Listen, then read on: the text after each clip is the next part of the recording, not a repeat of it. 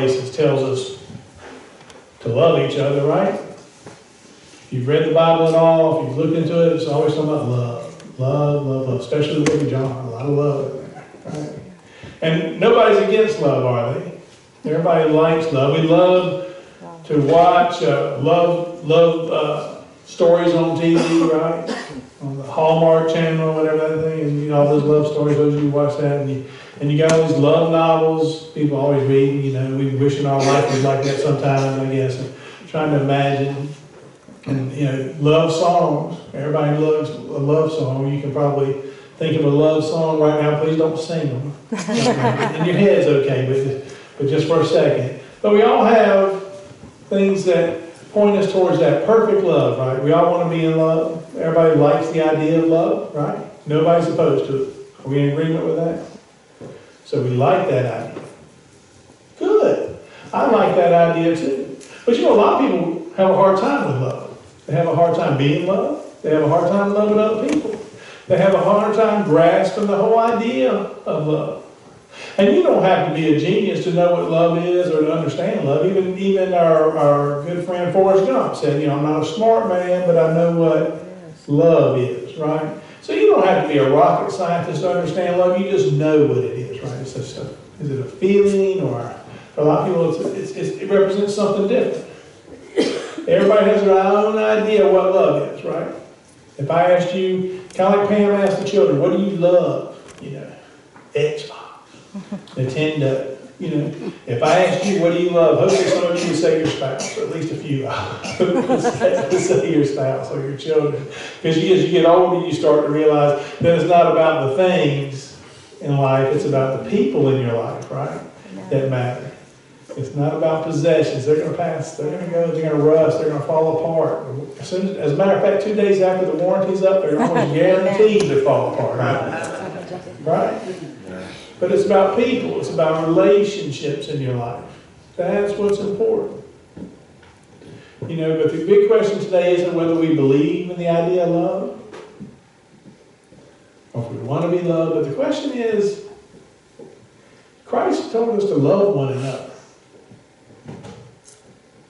The question is, can we do it? And that's a big question, isn't it? It makes it tough. Because loving people, let's be honest here. We're in church, might as well do that. Let's be honest. Some people are hard to love, right? You know, some of them are strangers. They're harder to love, maybe. Some of them are acquaintances. People we know, like neighbors, maybe we don't know them real good. Some of them are even family, right? Mm-hmm. Some of them are family. I don't know, a man once told his wife, he said, if you really loved me, you would have married someone else. I mean, some people are tough to love, right? We can agree on that. I think I can speak for myself. I'm probably a tough person to love. I mean, Pam's got a lot of patience, and y'all should pray for her. Regularly. But, you know, there are people, you know, when I start thinking about people who are tough to love, I start thinking, well, I'm probably tough to love too. You know? And if you did a little soul searching, you might say, well, you know, parts of me are probably, what, kind of hard to love too. Aren't they? Because none of us are perfect. Right? Pew's empty. Perfect pew's empty, so I know none of you are. So you confessed it yourself. So none of us are perfect. But, you know, we're all works in progress, right? We're all works in progress. And that's not really what love's all about, somebody being perfect. And, you know, it's not like the fairy tales and the pop-up books. It's not about Prince Charming arriving in a golden carriage, you know, and taking you away. That's not what it's about. Or the princess with the long hair. It's not about that, right? Love's something different. And I think if we start looking at this thing called love, we're going to find out that there are lots of different types of love. You know, there's the love that the world tells us about, you know, and tells us we should feel. And, you know, that's that warm feeling, right, that we get from looking into the eyes of the perfect one. From across the room I saw her. There she was. Like an angel she shone. You know, it's not that. That's worldly love. talking about something else. You know, love is a funny word. You know, it can be a noun, but I think it's meant to be a verb. I think it's meant to be a verb. You see, because love is most effective, or shown, or visible, when love is put into action. Right? When we put love into action, people know that we are Christian. You know, Christ told his disciples that they'll know you're my followers by your love. You notice what he didn't say? He didn't say by your t-shirt that says, you know, Jesus rocks or anything like that. He didn't say by your, what would Jesus do, bracelet, they're going to know you're my followers. Not by the fish on the back of your car. Not by the bumper stickers that says, you know, Jesus is my co-pilot. That's not how they're going to know that you are my followers. How they're going to know you're my followers is that when you take love, the love that I've shown into your life, and that you reflect that into the lives of other people. In other words, you take that love that I put into your heart and you take it out for a walk, and you demonstrate it in your daily lives. And you show people that love. And you demonstrate that love to people.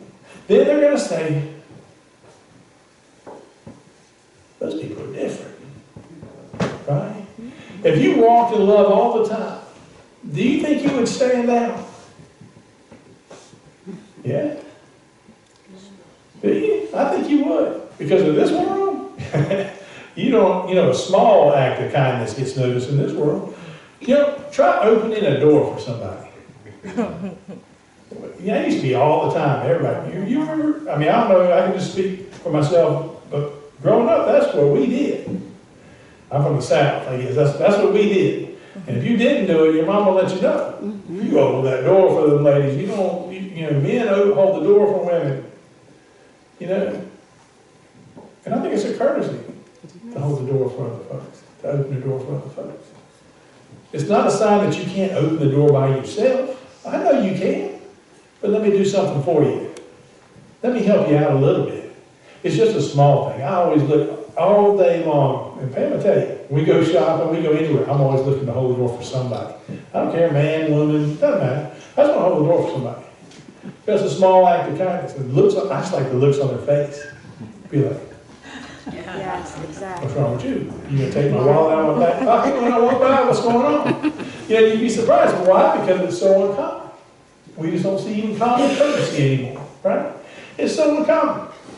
But it's what we're called to do, is to take our love and put it out into action and to go out to the world and make it real. And it's going to look real for different people in different ways because we all have a different love language, right?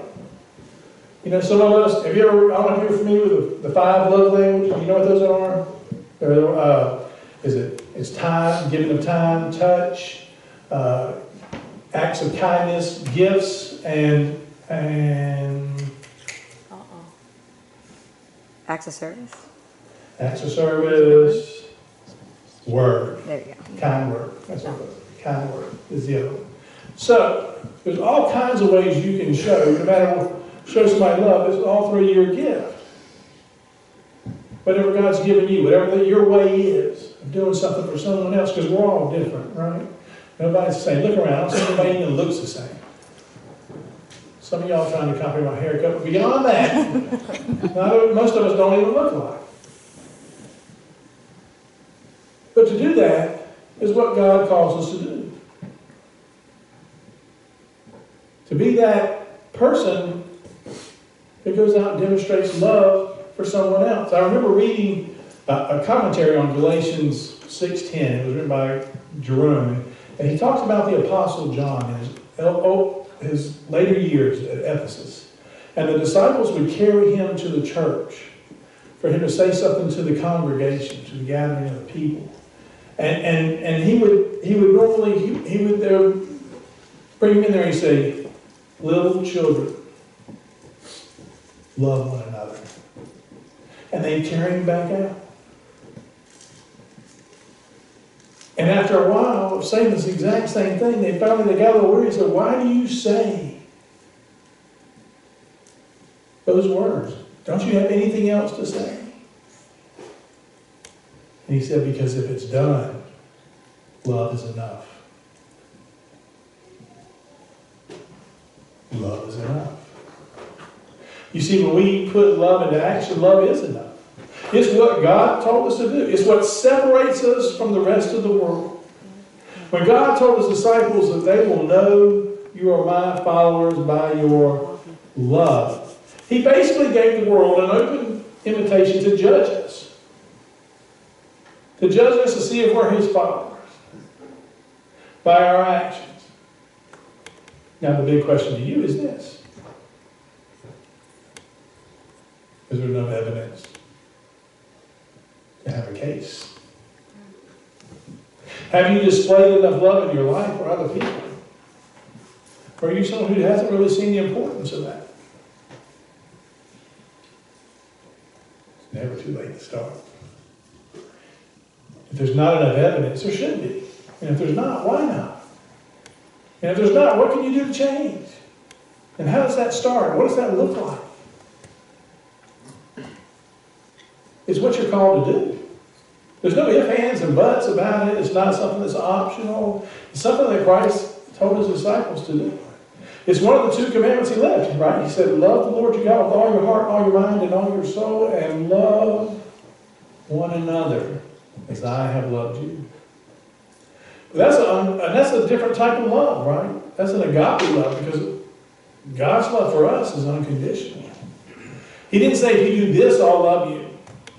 He didn't say, if you do that, I'm going to send my son for you. He loved us unconditionally. He loved us before we even knew him. He sent his son to live among men and to die for us. That's special, is it not? That's sacrificial. That's a self-giving, unselfish, a humbling type of love. How many of us exhibit that on a daily basis? And if not, why not? If not, why not? It's a good question. Hmm? You say, well, love, if I do, I do stuff like that, I just get hurt. I get disappointed. Because, I do something to help somebody out, and then they end up doing this and that. Okay. I get it. But all love leaves you vulnerable, doesn't it? Anytime you put your heart out there, you can get hurt. But does that mean you don't love people? Do you go through life, I'm not going to love anybody. I'm not going to care about a soul. You know what, as a matter of fact, I'm going to build this little fortress, and I'm going to put my heart in there, and nobody's going to get to it. Nobody's going to be able to touch me. Nobody's going to be able to hurt me because I have this fortress. And you can do that. You can. And if you do that, your heart's going to get it to be as hard as the stone that you built that fortress with. Loving people is dangerous. I get it. I've been burned. I've been hurt. Has anybody here not been hurt by somebody they cared about? Seriously. Has anybody? You can raise your hand if you haven't, because I want to just be in awe of you. Because everybody gets hurt at some time. Doesn't make it right. I'm not saying it makes it right. But I'm saying I'd rather have loved somebody who got hurt than not loved at all. Because love costs something. It always costs something. Love is never free. As a matter of fact, I think it was C.S. Lewis said, love is the most costly thing you'll ever invest in. Love costs. It cost God something. He sent his son. He loved you so much, he sent his son to die for your sins. It cost him something. It wasn't free. Does it cost you something? Sure. Love always costs. I'm reminded of the story of Bob Pierce, who was the founder of World Vision. I don't know if some of you are familiar with World Vision. They do missionary work, Christian missionary work all over the world. And Bob was in his advanced stages of leukemia and pain all the time. But he decided he wanted to go see his friend of his, and he went on a mission trip to Indonesia to visit a friend of his who was out in the field doing mission work. And as he walked around the campus there, he saw a young girl laying by the river with her hand in the river, letting the cool water run through her hand. And it was obvious she was in pain, and he was told that she was in the last stages of cancer and just in immense pain. And he was outraged because she was outside, and he demanded that she be taken into the clinic. And they said, no, she's from the jungle. She was raised in the jungle, and she actually requested that she be put out here on this mat where she could feel the water and breathe the fresh air and hear the sounds of the jungle, the sounds of the animals, the wildlife. She's asked to be here. And he said, okay, that's what she wants. And he bent down on his knees and he took her hand and he prayed for her. And then she said something back to him. And of course he didn't speak the language, and he asked what she had said. And they said, if I can only sleep. If I could only get some rest.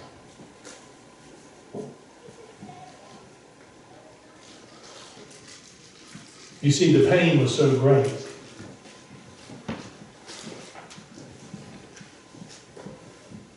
that she hadn't been able to sleep. The pain was so great that she couldn't rest.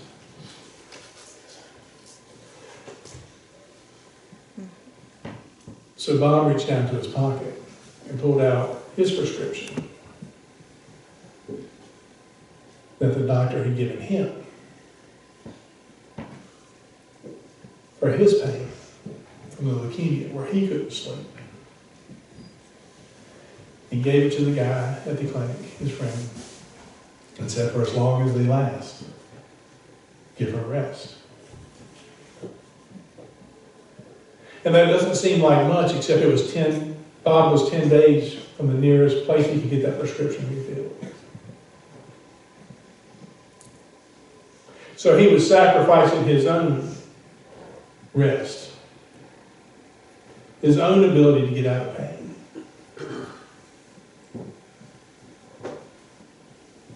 for this young girl.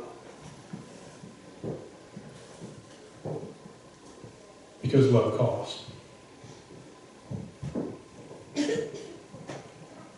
Because love isn't always easy. Because love's never free. And it wasn't free when God sent His Son to die for you. And it's not free for us, but it is what we are called to do. Love one another. Love is a good thing. It's a great feeling. Isn't it a great feeling to be loved?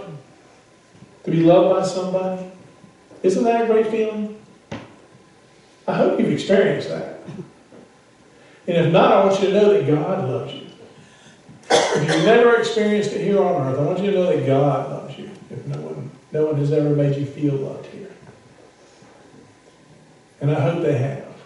I hope somewhere in your life you felt that feeling. It's a wonderful feeling, but it comes when somebody does something. It's not just a stare across the room where I say, it's not that magical moment, like you read about in books or fairy tales. Or love requires action. It requires us to do something. And that's what we're called to do.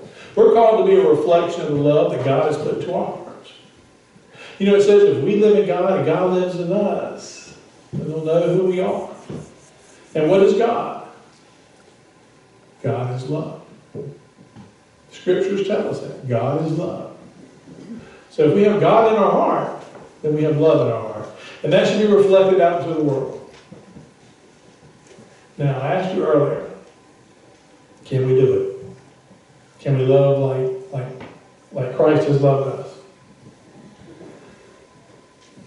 Really, the answer is no.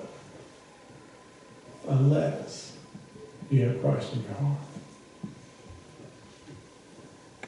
If you have Christ in your heart, you can love like that. And it's a choice. You can choose to do it. You can choose not to do it. It's a choice. If it wasn't a choice, He wouldn't have given you a command to do it. So you choose to love or not to love.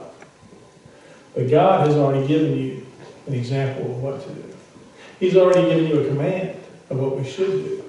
He's already given you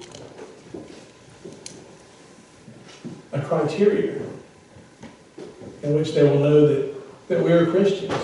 You know, we celebrate the birth of Christ here in a few weeks, which is the gift of love, where God gave His Son to us. And that is what we celebrate. And you know, it's never too late to start building a case if you don't have a case. If you couldn't be convicted of being a Christian, it's not too late. You're still breathing. Everybody is still breathing. You're still breathing, which means you're still in the game. You got your uniform on, it's time to get it dirty. You know, it's time to get in the game. And yeah, you may slip, you may fall, you know, you may get hurt. Okay, so be it. God walks with you. And you're doing the right thing. Because even in these crazy times, in these times where it's easy to live in fear, right? What's going to happen next? Who's going to get us? I don't know. Who's promised tomorrow? Not one of us. Not time to live in fear, it's time to live in love. Because that's what God asks us to do. I'm not asking you to be a doormat. I'm not asking you to be anything other than what Christ commanded you to do. A reflection of His love. So when you walk out of here, you walk into the world, let that love be reflected. Because if you do that, as the song goes, they will know we are Christians by our love, by our love. And all God's people said, Amen. Amen.